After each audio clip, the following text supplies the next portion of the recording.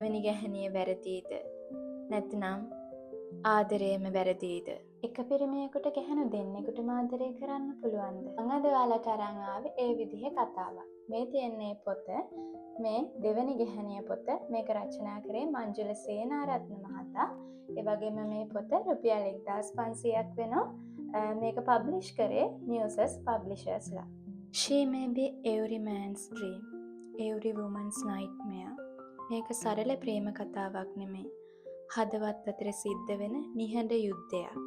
ඉතින් එක පිරිමියෙක් ජීවිත දෙකක් අතර සිරවෙනකොට වැරදිකාරයා කවුද?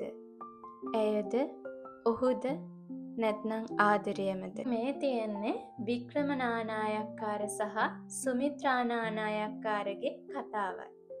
ඉතින් වික්‍රම නානායක්කාරට සමාජයේ ඉහළ කීර්තියක් දරලත් දෙවැනි ගැහණියකට හිත ගියාට පස්සේ මොකද වුනේ? තමන්ගේ පියා විවාහ ජීවිතය අතහැරලා දෙවෙනි ගැහණියත් සමග ගියා කියන ආරංචිය සමාජය පුරා පැතිරුණාට පස්සේ ඒ දරුවන්ට සමාජයට මොන විදිහට මුහුණ දෙන්න සිද්ධ වුණාද? සමාජයෙන් මොන විදිහේ කතන්දර අහන්න සිද්ධ වුණාද කියන කතාව මේ පොත පුරාවටම තියෙනවා. අවසානයේ මට ඔබෙන් අහන්න තියෙන එකම දෙයක්. දෙවෙනි ගැහණිය වැරදීද? නැත්නම් ආදරයම වැරදීද?